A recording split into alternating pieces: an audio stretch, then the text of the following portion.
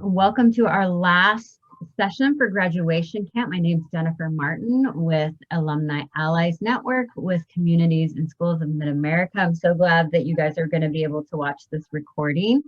I wanted to tell you the workshop tonight's title is, I wrote this down, Emotional Intelligence, Your Key to Lifelong Success. And our speaker today is Julie Cayton. She's the Director of Trio Talent Search and Upward Bound Programs at Emporia State University. But before we get started, just a couple of housekeeping rules for tonight's workshop. This workshop will be recorded so that we can share it with other students that could not attend tonight. You will not be on the recording. You will be muted, and you can turn off your camera if you wish. If you have a question, you can raise your hand or write it in the chat, and we will ask your question for you.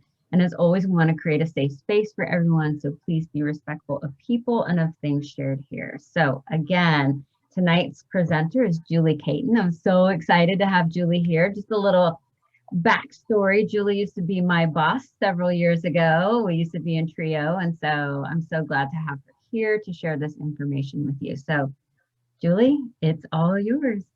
Thank you, Jennifer. I appreciate you asking me to do this tonight. It is good always to see you. Our time together when we worked together was absolutely wonderful. I think of it fondly many times especially as I'm preparing summer programs for students. So let me share my screen and we will get started. We go to the slideshow so that we can do it from there. You can see everything. Does it look good? Okay. So what I'm going to do is I'm going to show a few cartoons, and I want you to just think about what these all have in common. What are some topics that you think they might be portraying? And how might they all kind of go together? So, and one thing I will ask is that if you have a paper and pencil in front of you, that would be great, because a couple of times throughout this presentation, I will be asking you to write some things down, some thoughts, and we'll also be doing an assessment. And so if you have that in front of you, that will just save a little bit of time as we go along. So here is the first cartoon. This one, you always complain that I don't know how to show my emotions, so I made these signs. Second one, yes, I think I have good people skills. What kind of idiot question is that? Next, I know how you feel. And that is why we lift on 3. And if you look in the background, you'll see one of them holding the feet of someone who obviously has fallen on the ground. And then aside from chewing people out and biting their heads off, what other management skills do you have? And last, yes, I knew that listening was crucial to being a good leader, but I never knew that I was the one who had to do the listening. So, what are some things that all of these maybe had in common?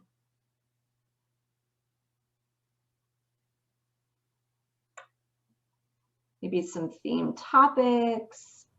Communication. Communication, absolutely. Or lack of communication. Or lack of, yes.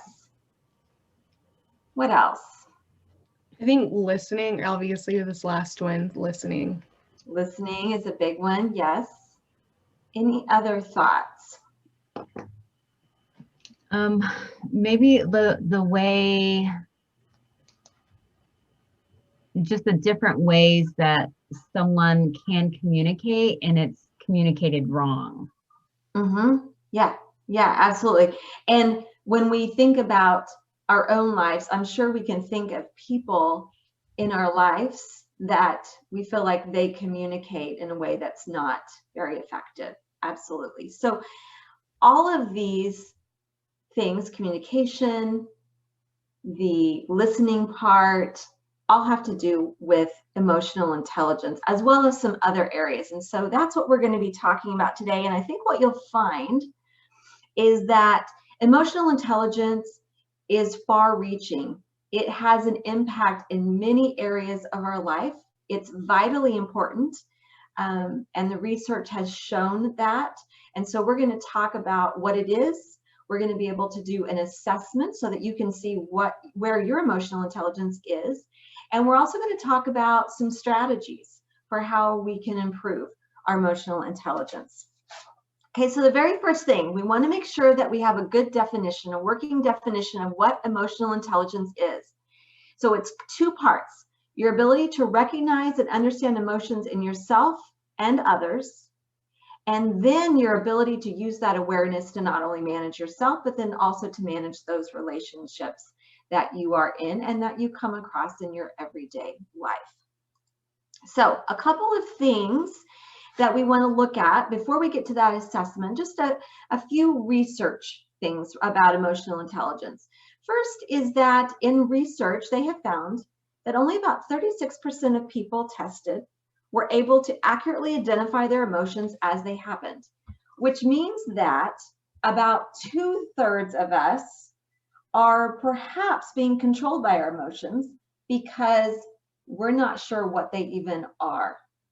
So the question then is, why is it so difficult to name how we are feeling? Why do you think we cannot come up with the words, we cannot realize how we are feeling at any one moment? I think it's because we don't have a really good idea of what those emotions feel like or mean, because there are so many emotions that sometimes it's hard to distinguish exactly which ones they are. Absolutely, yes. I think maybe also like a lack of language, like there's not a lot of language to describe how you're feeling. And some of that language could be in, people have different languages as well, like different things can mean different things. Absolutely. And it depends on our experiences, doesn't it? So we may have grown up with using a certain language to describe an emotion, and someone else may have used something completely different. We may very well have grown up in a household where emotions were not talked about, where they were not celebrated, you were not to show them. And if that's the case, then we may never have learned how to really even understand them in ourselves, right? The second thing is that our first reaction to an event is going to be an emotional one. And that's because as humans, we are emotional creatures. And when our senses, when we receive those, they come in through our spinal cord, right? And they travel up to our brain, and they're going to travel to the back of our brain first. And that's our limbic system. And that's where we experience emotion. And then they're going to travel to the front of our brain up here to our rational part of our brain. Now, all of this is happening really fast, right? Milliseconds. It's happening, but we experience an emotion, and then we experience that rational thought, which is why sometimes we hear people say, I just couldn't help myself. Or they may do something and then they say, oh my goodness, why did I do that? I can't believe I acted that way. It's because the emotions got the best of them. And so emotional intelligence is really about improving that communication between our emotional side of our brain and our rational side of our brain. And third, emotional intelligence is flexible. So we are all in different places on our emotional intelligence, but the important thing is it can be learned, it can be developed. It's not something that's set and then you have to live with it. All of your life, you can grow and become better at it. And then finally, our emotional intelligence is very distinct from our IQ. So if someone's has a really high IQ, that does not necessarily mean that they have a really high emotional intelligence, or vice versa. And so we don't want people to think that that's necessarily linked. And there's a lot, I think, more flexibility in our emotional intelligence than there could possibly be in that IQ area. And then one other slide I want to show before we do that assessment is a couple of things specifically having to do with our jobs. So 90% of top performers have high emotional intelligence, whereas just 20% of low performers are high in emotional intelligence. And then 58% of, in all types of jobs, 58% of our performance is linked to our emotional intelligence. So while the skills that we learn in school, the skills that we learn on the job or in a technical program in college, those are really, really important skills, right? But even more importantly is our emotional intelligence skills. And those top things that employers are looking for, they're looking for things like verbal communication. How well can you work together in a team?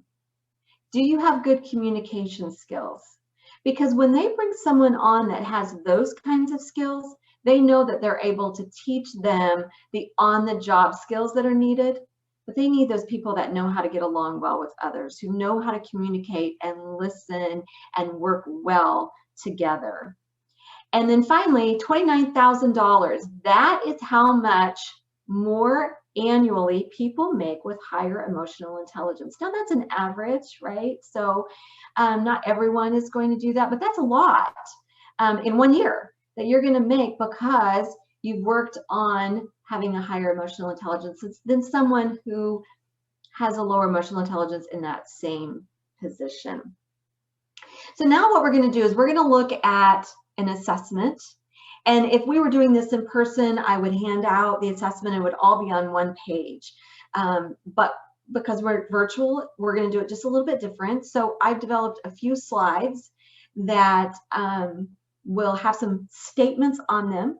And you are going to, just on your piece of paper that you have there, you're going to rate them. So this very first one here has 7, and you'll notice that there is a different number of statements on each of the 4 slides, and that's purposely done, and we'll talk about why that is in just a few minutes. But what I want you to do is I want you to rate from 1 to 5 how well you are able to display the ability that is described, 1 being low and 5 being a high ability. So for example, if you read the statement, identify when you experience mood shifts. If you're really great at that, you might put a 5 on your piece of paper. If you maybe are not really great at that, and maybe you think, maybe you have a 2, a 3, maybe even a 1, and that's okay. I want you to be really honest because no one else is going to see your score. But the ability to find out where you are is going to help so that you can then see where you need to get to. So for the very first one, let's put a 1 through 5, and then we'll go through these. And then I'm going to have you add up your score after each of the slides. So you just put the numbers in vertical order, and you're going to add up 4 different columns as we go through. Okay, so second one, know the impact that your behavior has on others, from 1 to 5. Next, associate different physical cues with different emotions. So perhaps a stomach ache means this, a headache means this, excitement in your body means this. Know when your self-talk is helpful. So 1 to 5, do you know when your self-talk is helpful? Next, accurately communicate what you experience. Know how you interpret events you encounter. And then know when you are angry. Are you able to accurately know when you are angry? So now I want you to add up the scores from those 7 statements, and then we'll move on to the next one. And you guys just let me know, give me a thumbs up when you're ready to move on.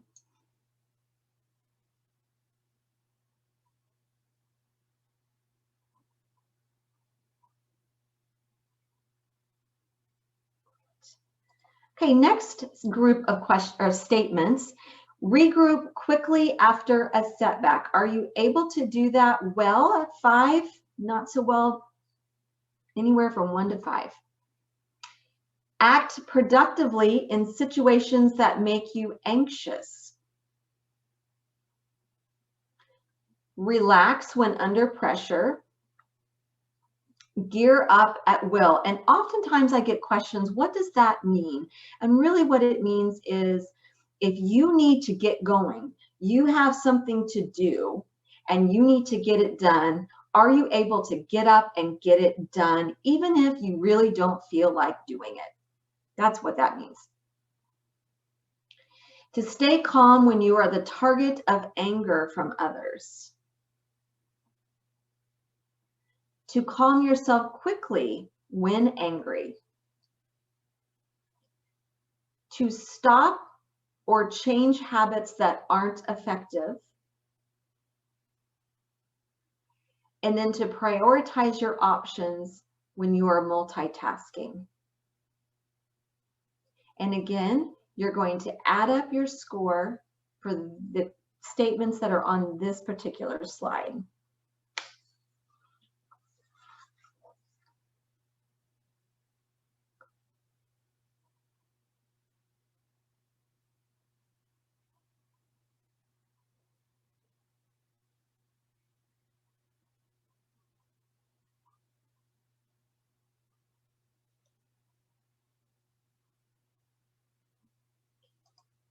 All right, next one, there's just 4 statements on this slide. So are you able to show empathy to others on the scale of 1 to 5? To know when to step back from a situation. To develop new and more productive patterns of behavior. And then to recognize when others are distressed.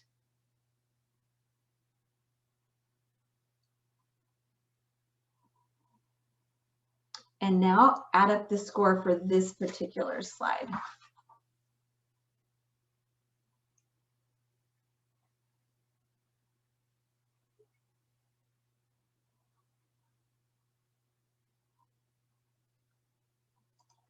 Okay, and then this one is the last one. Communicate your feelings effectively. Again, 1 to 5, 1 being low, 5 being high. To develop consensus with others or agreement with others. To provide advice and support to others as needed. Are you able to follow words with actions? To help a group manage their emotions. And then to facilitate a discussion to solve a problem. Again, add up your score.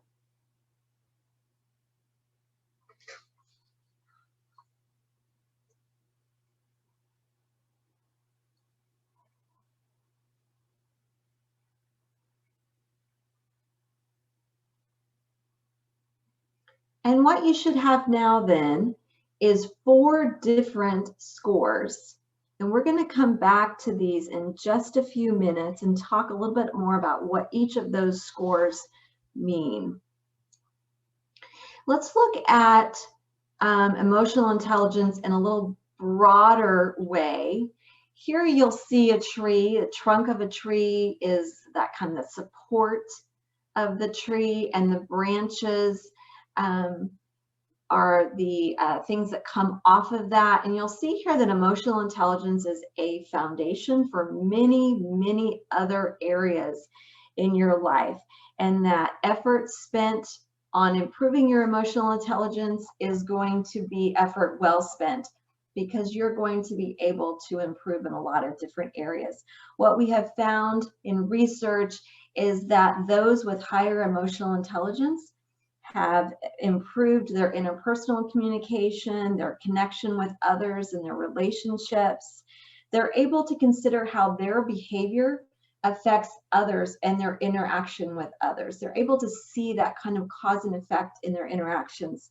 There's a reduction in stress levels and an increase in our ability to cope with stress, which obviously leads to better health. We know that. There's greater impulse control, restraint. We have the ability to delay our pleasure for a moment to get better results in the future for something that we may want more. We're able to manage our moods better. There's increased motivation to focus and pursue our goals and evaluate our progress toward our goals. We have increased empathy toward others. So we're able to put ourselves in the shoes of others and to see how they may be feeling.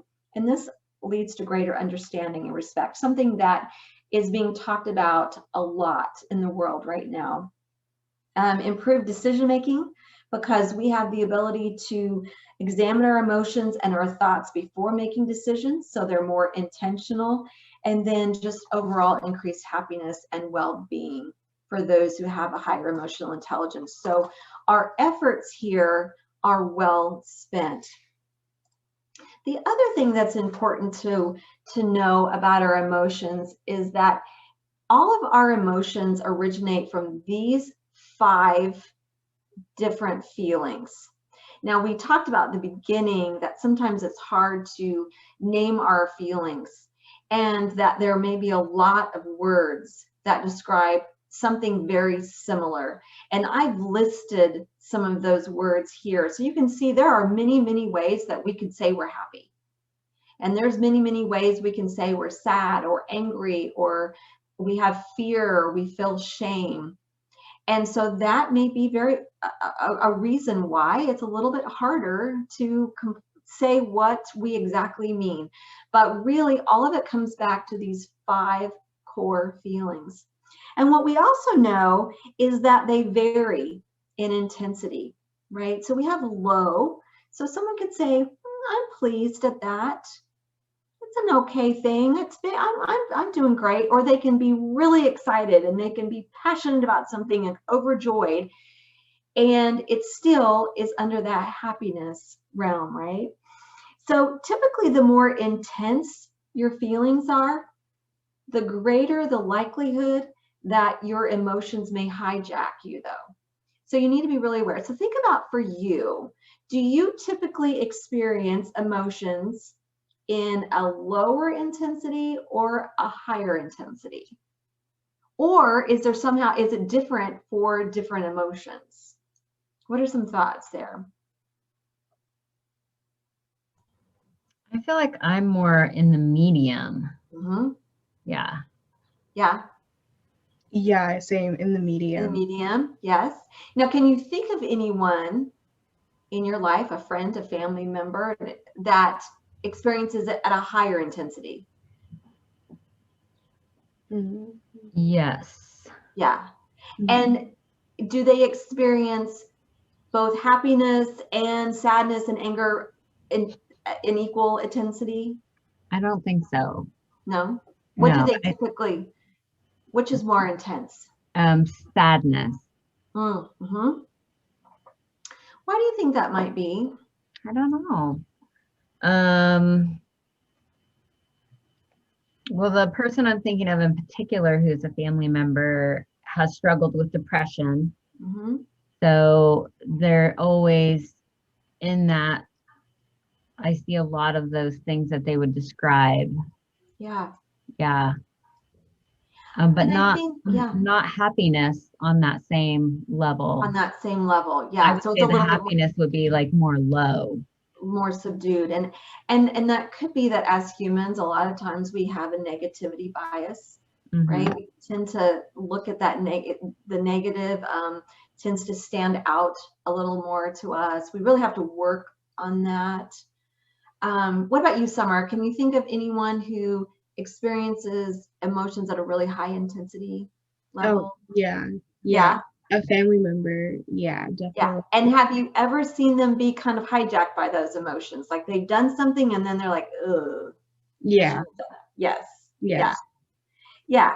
And so and there's nothing wrong with someone having a higher intensity of feelings. That's great. We love it when people are excited about things, and we love it when people show their emotions and share and are vulnerable with us, right? we just want to make sure that and be self-aware that if we are experiencing emotions at a higher intensity, we need to be even more careful about making sure that we have good emotional intelligence so that we're not being hijacked by those feelings. Now, when we talk about emotional intelligence, we're really looking at 4 different areas. And here's a grid. You'll see that 2 of the areas are personal competence and 2 of the areas are social competence. And they fall into what I see and what I do. So when we talk about personal competence, we're looking at our self-awareness and our self-management. So are we aware of our emotions? And then are we able to take that awareness and manage those emotions? And under the social, are we aware of other people's emotions? And are we able to pick up on other people's emotions? And then with that knowledge, are we able to manage our relationships effectively? The assessment that you just completed, you had 4 different areas, right? And 4 different scores. Your first one was self-awareness. Your second one was self-management. Your third score was social awareness. And your 4th score was relationship management. And that's important to know. And the reason is because you want to see which is the area that maybe I need to work on the most. You know, some people are really great at managing their own emotions, but they may not be so great at picking up on social cues from others. And because of that, they may not be able to manage their relationships as well. So you can kind of see which area you want to start on to improve your emotional intelligence. Now, of these 4 areas, which of them do you think is the foundational skill? The one that, or area, the area that if you don't have this, it would be really difficult to do the other 3? I would say self-awareness. Yeah, absolutely. Okay. Yeah. I was Yeah, also say yep. self-management. Yeah, you're exactly right. Self-awareness, because if you can't identify the emotions in yourself, it's awfully hard to see those in others, right? And if you can't recognize those emotions in yourself, it's awfully hard to manage them. So yes, self-awareness, that is that foundational skill. It is a critical aspect of emotional intelligence. So if that's an area that someone needs to work on, that's where they need to start. Before anywhere else. And that's just that clear understanding of what do we do well, what motivates us, and also who or what kind of pushes our buttons, right? So we all have things that are like, oh, just get under our skin. And sometimes we're aware of them and sometimes we're not. So that's really important. And of course, our self-management, our ability to recognize those emotions and then manage those emotional reactions. And oftentimes, our self-management requires that we put our immediate needs or our immediate desires on hold because of something better. So for example, we may be at work and we're upset with someone, and what we want to do is yell at our coworker. And that's not, we got to put that back, right? But put that aside. Put that feeling aside. Why? Because we want to make sure we have a better relationship with our coworker. And so we're saying that that's more important. Listening and observing, we talked a little bit about that at the beginning. That's really a foundational thing of that social awareness, is how well can we listen to others and be aware. And then relationship management, we've talked about that, is that our ability then to take that social awareness that we have and manage those interactions effectively. So what I would like to do now is I would like to look at some signs of low emotional intelligence and high emotional intelligence. And when we think about this, we're on a continuum, right? To where low can be really, really low and high can be really, really high. And many of us are somewhere in between. So I want you to maybe even think of some extreme things. So let's do it by writing down some thoughts. Let's just take a minute or two. I want you to write in one column, what are some characteristics that you would think of someone with low emotional intelligence? And then what are some characteristics of someone who would have really high emotional intelligence? So I'll just look at my time and we'll just take like 3 minutes and write down some thoughts and then we'll share.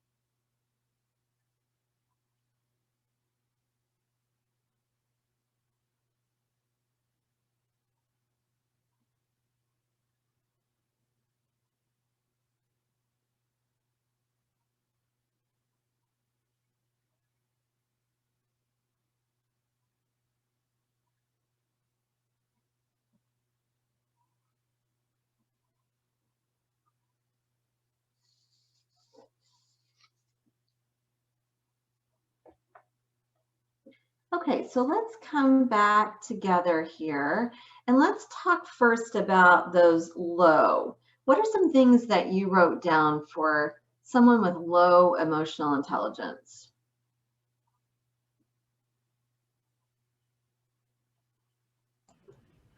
I put oblivious to like other people's feelings and blaming others for situations that they may put themselves in, and the feeling of always having to be right. Yes, good. Thank you. What about you, Jen? I put like someone who's like, yeah, I was thinking of like a team, like a sporting team, like yelling at their teammates for something or not allowing people to cry or share. I also got like an old saying that my parents used to say, do you want me to give you something to cry about while I was crying? You know, just kind of not allowing that time to have the emotion. And then kind of similar to what Summer said, I just thought of someone who's like yelling at a cashier because the price is wrong, or, you know, yelling at someone at a fast food place because their order's not fast enough. Like, yeah, absolutely. Yeah, great. Thank you. I appreciate that. And I appreciate you adding some situations in there. So let's look at a more exhaustive list, and all the things that you guys said are on here as well. Here is a more exhaustive list of some signs of low emotional intelligence. And you'll see that attacking, blaming, commanding, criticizing, all of those things are definitely on there. I think you guys also talked about, what was the one? Summer, you said always having to be right. So, you know, the world's not fair. I'm the victim here. Not taking responsibility for your feelings, guilt trips. They may have low remorse, so they may not feel sorry for how they're behaving. They don't see how what they're doing is hurting other people. They don't consider other people's feelings before they do things. Are there any on here? Oh, you also said, Jen, this one, let things build up, then blow up or react strongly to something minor. So like, yeah, like a price isn't right. Or are there any on here that surprise you? Or are there any on here that you're like, that's interesting, I wouldn't have thought of that? Carrying grudges. Mm-hmm. That one I was like, huh. Yeah. So why do you think that might be? Because they can't let go of things or take responsibility for their feelings or their, you know, responsibility in things. Yeah, they and I think sometimes we carry a grudge because we think, well, we were right. Someone did something to us that they shouldn't have done, and I'm the victim, so it kind of goes along with that. Yeah. Does the last one surprise you at all? Hide their pain behind degrees, offices, positions, titles, status. Mm-hmm. Yeah, you know, have you ever heard someone say, well, I'm the person in charge, or I have a doctorate in that, so I know more about that, or I've been around for a while, or you know, those kinds of things where it is a way to hide their insecurity, right? And a way for them to say, I'm better somehow, I'm smarter somehow, when maybe they really don't feel that. Yeah. So in my life, unfortunately, the best example that I have of someone of low emotional intelligence is my father. And obviously that's very unfortunate, right? But it is what it is. And I've learned to live with that. And it's something I've lived with all my life. So he is someone who would not be able to acknowledge when he was wrong, not be able to apologize, not have empathy really towards someone else, wouldn't want to have someone show emotion. And I'm not sure if it's because he's not comfortable. I know a lot of times people don't want to sit with emotions because they don't feel comfortable with it. So stop crying because I don't feel comfortable with you crying. I don't feel comfortable with you being sad. So don't do that. I'm not sure if that's it. But that would have been something that he wouldn't have liked. A lack of gratitude, a lack of compassion. He's a highly moral person as far as there's not going to be lying, but there certainly is going to be, and he doesn't really carry grudges, but there is definitely going to be this sense of, I know more, there's a right way to do something, and you're not doing it that way. And if you're not doing it that way, then you're wrong for doing that. And so it's something that I have had to really work through to realize that that has a lot to do with how he feels about himself, unfortunately, and that self-confidence that he has, and to not take those things personally. How about you guys? Can you think of someone, and you don't have to say who it is, but can you think of someone who in your life has shown low emotional intelligence and it's impacted you somehow? Yeah, Jen. Yes, I was thinking, I was like reading all of this and like, this is my dad too. Mm. So yes, and some other people in my family, but yeah, unfortunately. Yeah. And do you feel like you made a conscious effort in your life to say, I'm not going to be that way? Definitely. Yeah. or at least I try. Yeah. There are many things on this list that it's like I do make a very conscious effort, and some of the things on there, because of the way he relates to me, are a little harder to come to terms with, but yeah, that takes a little bit more work. Yeah. So sometimes when we go through and we have someone in our life like that, we can make that conscious choice and we become really very different than they are. Sometimes, unfortunately, others may not be able to learn that. And so they carry on, and it's something that gets kind of passed on from a generation to a generation. What about you, Summer? Is there someone that you can think of in your life that you're like, yeah, they have some of these? Yeah, I have a friend. We're kind of going through it, so this kind of reminds me of it. That when I decided, I was like, wait, this doesn't make like the situation I was in. So I was like, maybe it's on them and it's not me. And I looked it up. I was like, I'm gonna Google it, and this came up too, was low emotional intelligence, and I was like, that makes a lot more sense. Yes. Yeah. Good. So you're realizing that you don't have to take responsibility for their actions, right? Yeah. So let's talk then about some of those high emotional intelligence. What are some things you guys wrote down for someone with high emotional intelligence? I put they were observant of this whatever situation or the people around them, aware of their own feelings, open-minded, and they have the vocabulary and language to express their emotions. Yeah, great. Thank you. What about you, Jen? I put that they allow everyone to share. They ask about feelings all the time, make sure that people have that space to feel and cry and can sit in that emotion with people. I was thinking of adults with children who, allow them that time to process and cry and let them get angry and just kind of hold that space for that to happen without dismissing them or making them go away or time out, but, to really kind of sit in those feelings with them. Yeah. Yeah, that is huge, to acknowledge other people's feelings. And that's one of the things we'll talk about here in a minute as well. And I think of my niece.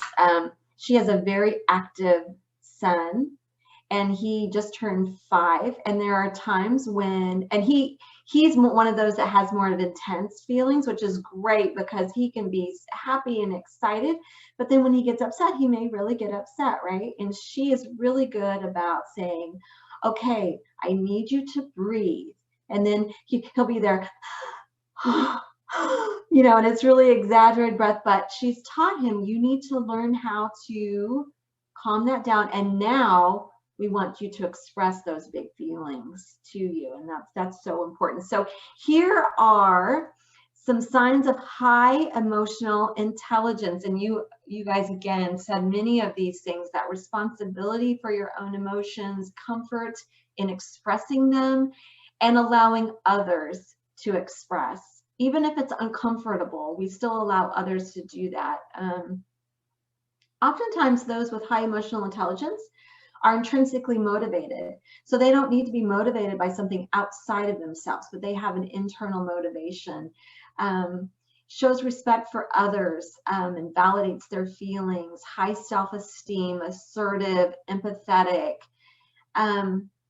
This one, the first one on the second column, I always like to make sure and point this out because I think it's something that we do that we don't realize it. So they distinguish between thoughts and feelings. So thoughts are expressed like, I feel like, so I feel sad, I feel something, or I feel that. Those are thoughts, right? And feelings are, I feel this. So when someone says, I feel like you are an idiot, That's not a feeling, right? So you can't, so because sometimes someone will say, well, I'm just telling you how I feel. Well, that's not a feeling when you say it like that. That's a thought. And we need to distinguish that. Rather say, I feel hurt, I feel upset, I feel frustrated. Whatever it is, when you do that is much more important. We're not labeling them. And that goes down to on down, labels feelings, not people. So I feel afraid rather than labeling the situation or the person itself. Any on here that surprise you or that you have any comments about? Mine was assertive. I think because sometimes people could tend to think that assertive kind of could be bad in certain situations. So that was very surprising to see. Yes, and I think it's because people sometimes mix assertive with aggressive. So someone can be assertive, and that just means they're expressing their feelings. They're expressing their desires, their wants, their needs. When someone's aggressive, that's when they're maybe labeling, they are using inappropriate language, or they are not in control of their emotions. And I think you're right, Summer, that people get those mixed up. It's okay to state your needs and your feelings in a way that doesn't step on the toes of other people. And when it does, then that becomes aggressiveness. Yeah, good. Okay, so then let's look then finally at, in our last, I think we have about 15 minutes or so, let's look at some strategies then for emotional intelligence. And I divided these into the areas. Remember, we have self-awareness, self-management, social awareness, and relationship management. And because I didn't want to just squish those all on one, I have 2 slides for each of them. And what I'd like for you to do is I'd like for you to choose a strategy, at least one strategy in each area that you think that you could immediately, starting tomorrow, hey, I can start implementing that into my life. Okay, so I'm just going to give you a minute to look over this slide and then another slide, and that will be our self-awareness strategies. And then I'll have you share which one maybe would be helpful for you to start doing immediately. So take a second and look over these.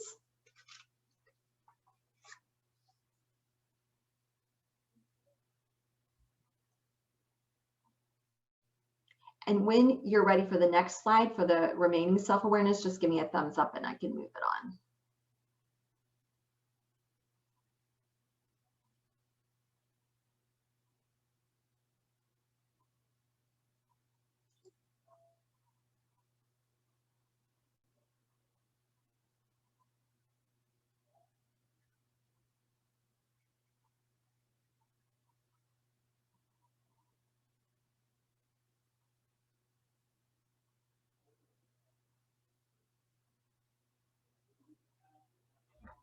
And if you need me to switch it back to the first one, I can certainly do that.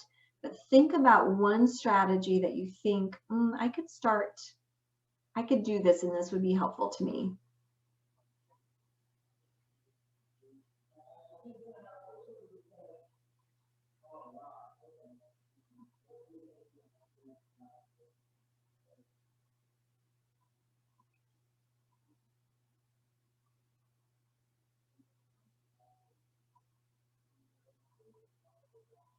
Okay, Summer, would you like to share what you have chosen as your strategy? Yeah, I put quit treating your emotions as good or bad. Yeah, okay, so you went, yep, exactly, yeah. Is that something that you feel like you are doing right now? Yeah, I do tend to do that. Yes, judging them. Great, thank you. What about you, Jen? Reflecting on my values. Yeah. And is what you're doing is the what other people are seeing, does that reflect back into what the values that you want? Yeah. Yeah. And I think that's a constant thing in our life, isn't it? Yeah. Great. Okay, so let's look then at some self-management strategies. And again, they're on 2 different slides just so that we don't have so much. Okay, so here's the first one.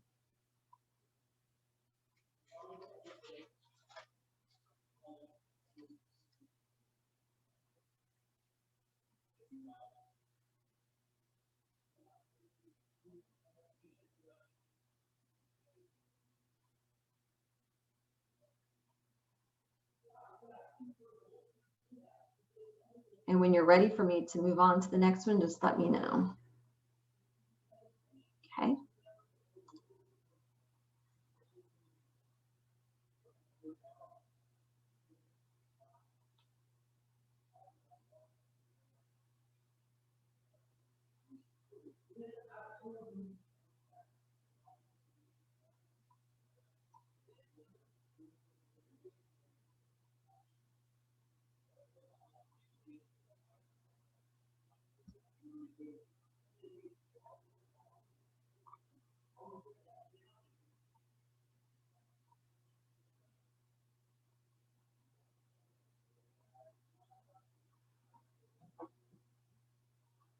Okay, you guys ready to share?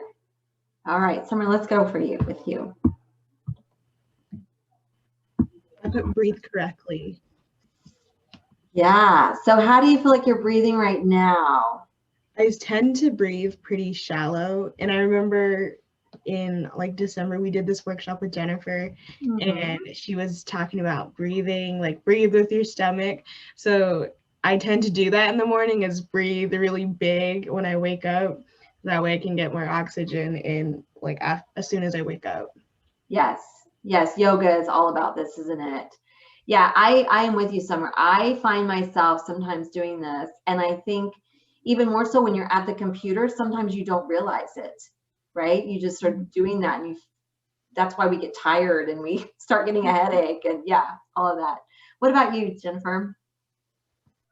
Okay, so I had 2 of them. One was make your goals public, because I don't do that enough.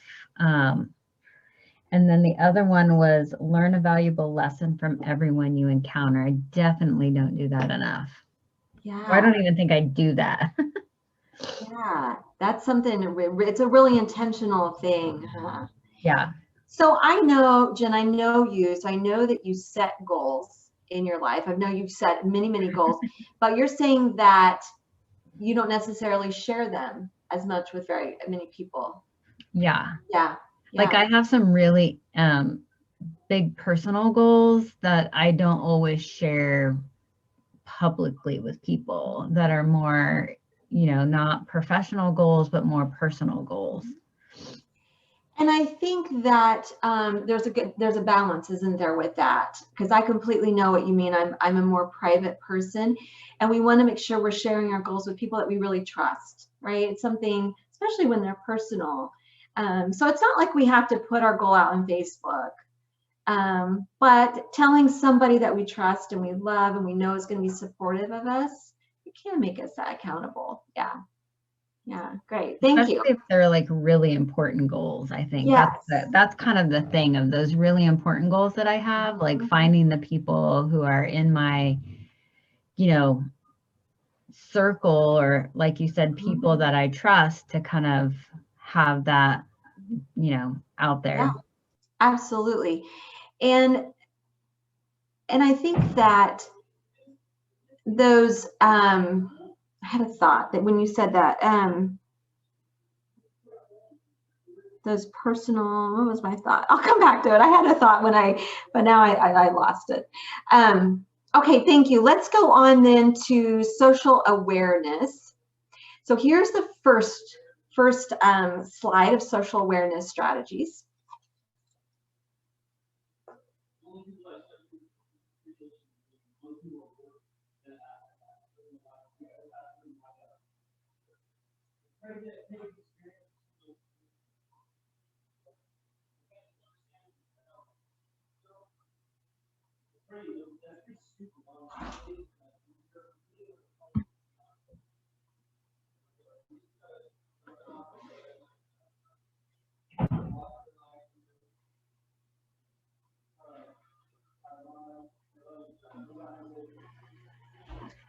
when you're ready to move on, just let me know. Okay.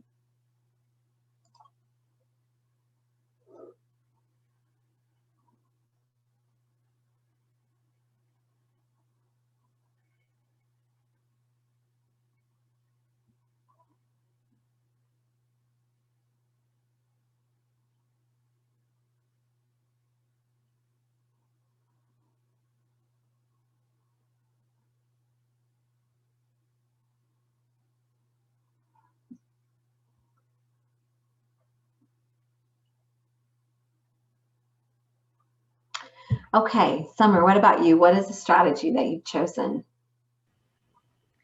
I picked two, and one of them was clear away the clutter and practice art of listening. Yes, great.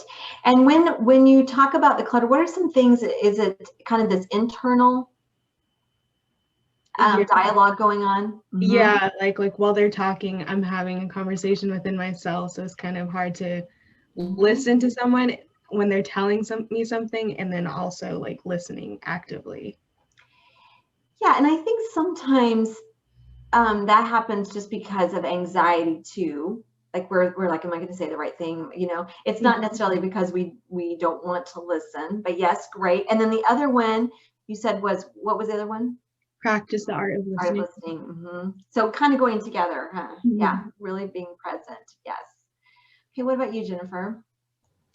Mine was greet people by name. I am terrible at remembering names, and I don't know if it's like, especially in that first introduction, because I might be thinking of other things as I'm meeting them. Mm-hmm. So I might not, greet them by their name. I just kind of tell them my name and then I forget their name. So right. Yeah. Yeah. And this is something that is we all love to hear our name said when it's in a positive way. Obviously, we love it when people remember us, right, and acknowledge us. So this is a way to kind of make that connection. Yeah. One of the ones in this one that I'm really working on is stepping into their shoes. There's so much right now that's going on with people, and so many people who are going through situations that I don't know what it's like to go through because I haven't had that experience. But I am really trying to put myself, if I was in their situation, how might I handle it, or how might I feel, so that I can increase my empathy towards them. And I think it also helps me to not blame them. Oh, they're in a situation, and I think, well, why are they in that situation? It's their own fault they're in that situation. And then I have to step back and think, no, it's not necessarily their own fault. What if this would have happened to me? How might I have dealt with that, right? So that's one that I'm really, really concentrating on right now. Okay, last area then is relationship management. Okay, here's the first slide.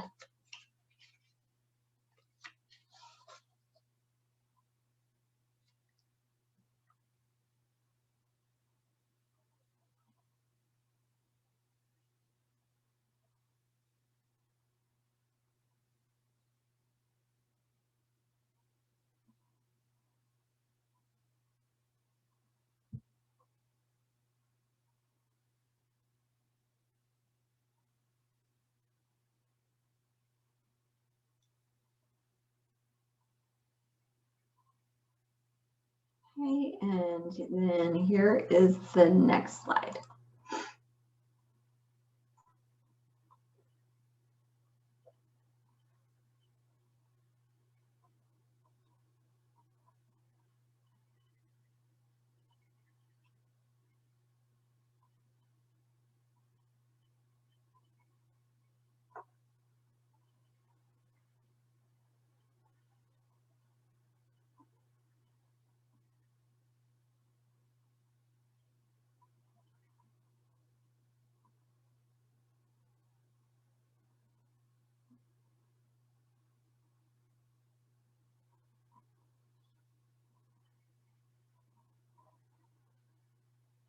Okay, so let's share the strategy that you chose for relationship management.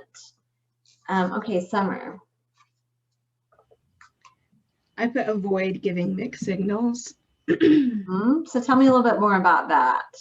I tend to like tell people like how I'm feeling, like at that, I think just like a bit of it, and then my body language says a different thing. And so they tend to ask me, are you sure? And I'm like, yes, I'm okay, but my body's telling, or it's vice versa, it's the other way around. And do you think that's because there's some fear in expressing the feeling? Yeah, I feel like that is. Yeah. Great. Thank you for sharing. All right. What about you, Jennifer? I had the same one, Summer. So hopefully we're not giving each other mixed messages. I also had tackle a tough conversation. I want to get talk about that one because step one, start with agreement.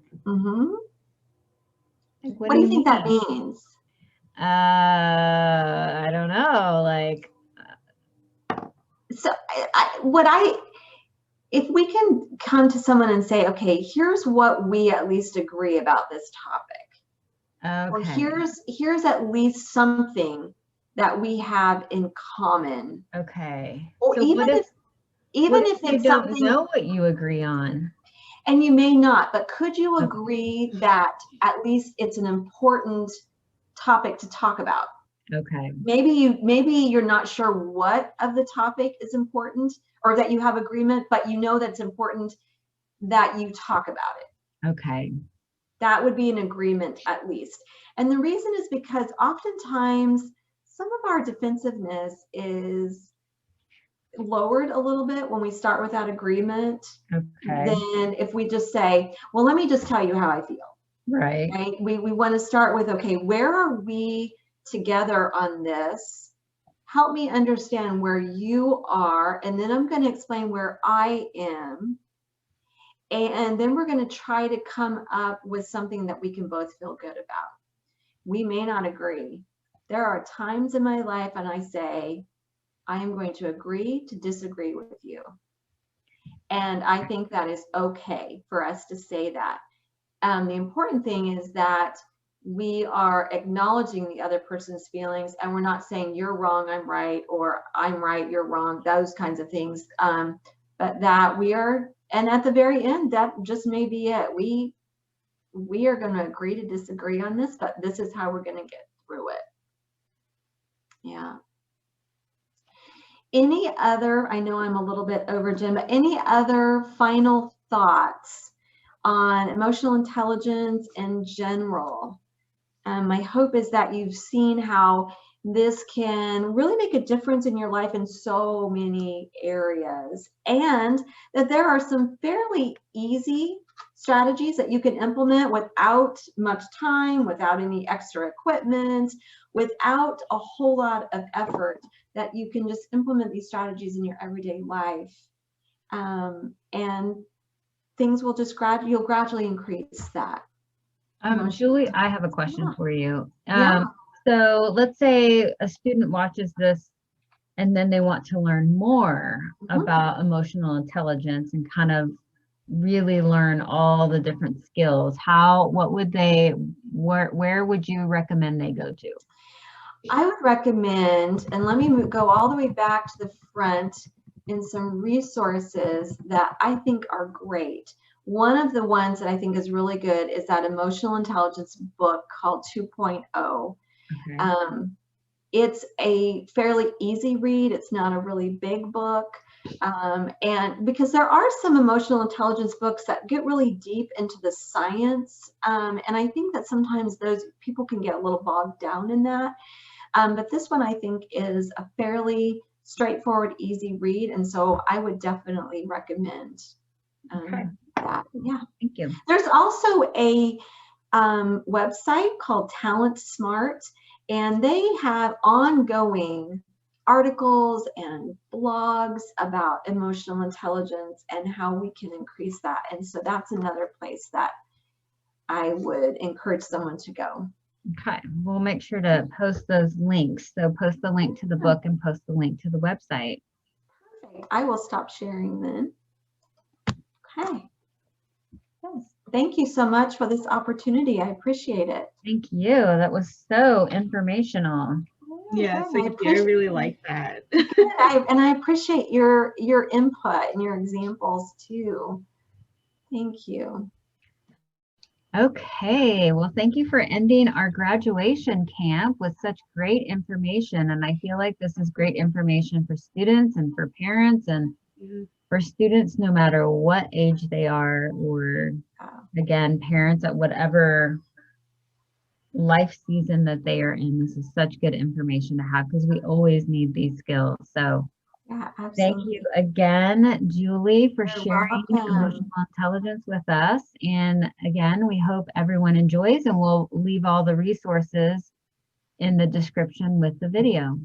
Sounds great. Okay. Have a Thank you wonderful so much. evening. Thank you, All right. Julie. Thank you. All right. Bye-bye. Bye-bye.